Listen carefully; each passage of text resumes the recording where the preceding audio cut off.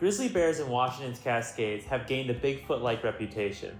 With the last confirmed sighting in 1996, many have claimed to have seen grizzly bears in the Cascades, despite having zero photos to show for it. There was one case where someone photographed a bear that they thought could be a grizzly, given the large hump, but later photos of the same bear showed that it was actually just a very large black bear. So what better than to perpetuate the assumption that grizzly bears rarely occur in Washington State's most popular mountain range. During the 1900s, grizzly bears were completely hunted out of the Cascades. Now, only a small population remain in the extreme northeast corner of Washington State.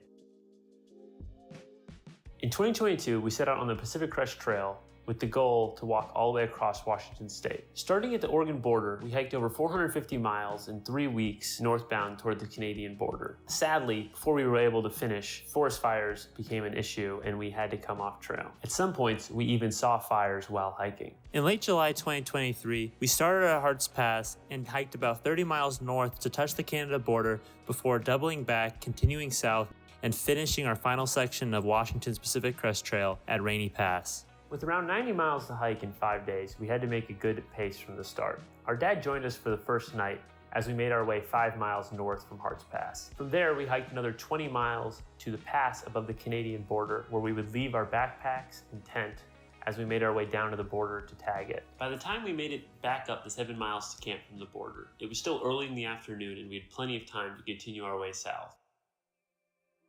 We set up camp around 7 and met up with a couple through hikers we had met to sit down and eat our freeze-dried meals in a vacant campsite.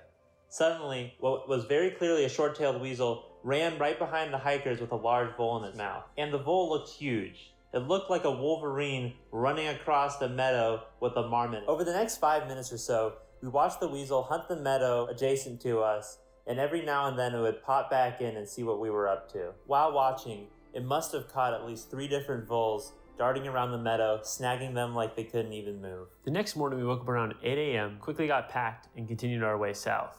At this point in the PCT, we had seen a handful of bears, so we always made sure to do a quick scan of meadows in the early mornings and evenings just to double check. As Alex was scanning, he noticed a bear similar elevation to us across the valley in a meadow. Due to the distance, we figured we wouldn't bother looking much more at the bear until we had worked our way further down trail, wrapping the hillside as it got closer. From the get-go, we noticed the bear was unusually large. It had a hump that wasn't typical in black bears. At this point, some suspicions had arose and we decided to sit down and watch the bear as it fed. The more we looked, the more oddities we noticed that did not seem in line with a typical black bear. It had a large facial disc, but most noticeable was a massive hump. I even joked at the time that it looked like it could have been a bison with just how massive the shoulders and hump appeared to be. From there, we were convinced that we weren't seeing your typical black bear. In fact, everything we were seeing pointed towards it being a grizzly. I'll note, grizzly bears were fresh on the mind as I had just spent 2 weeks working with the bird program in Yellowstone National Park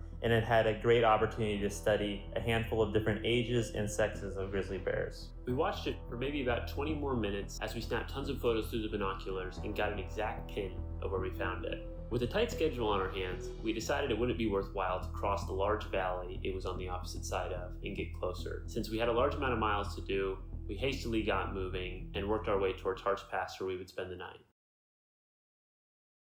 That night, after we got to Hart's Pass, we set up camp and sat down to have dinner with some other through hikers who had recently also tagged the border.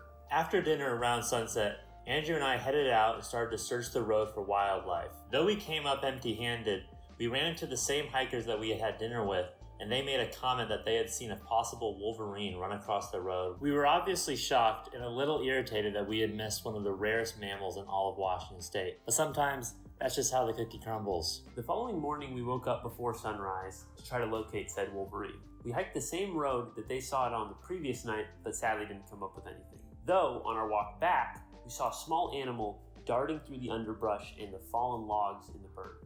After a few seconds, it re-emerged and it turned out to be a long-tailed weasel. We watched it jump across a couple logs and make its way further into the burn, sadly not getting any particularly good video before it disappeared. After that morning, we had 2 full days of hiking out to Washington Pass, where we get picked up by our father and complete the PCT across all of Washington State.